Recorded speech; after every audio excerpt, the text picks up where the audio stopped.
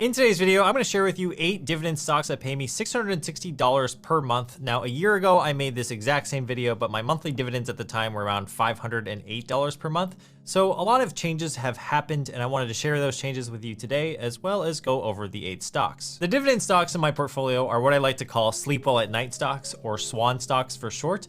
Essentially, they are good, stable companies with a history of paying dividends, and while I sleep, I generate passive returns, which is the best feeling that you can get.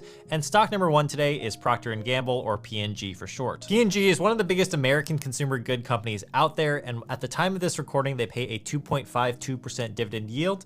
And that means for every share of Procter & Gamble that you own, you'll get roughly $3.76 per year. 2.52% doesn't sound like a high yield, but the benchmark S&P 500 actually has a dividend yield of 1.58%, so it's much higher than the benchmark out there. What you'll actually find is that most safe dividend-paying stocks pay between a 2 to 4% yield, and sometimes a higher yield is not necessarily better, which we'll talk about later in this video. Since last year, P&G was a dividend stock that I've added recently to my portfolio, and I did that for a multitude of reasons. The first reason being that it's a dividend king with 67 consecutive years of increasing their dividend. Second, I think that retailers like Target and Walmart this year are going to get squeezed, especially with the high cost of living and high inflation these days, as well as student loan repayments starting back up again. I think the average consumer is going to be really squeezed when it comes to buying retail goods. Procter & Gamble, however, they sell staple goods. So these are goods that are going to be needed no matter the economic environment. So if we actually take a look at a list of their current brands, they are brands like Bounty, Charmin paper towels, Head & Shoulders shampoo,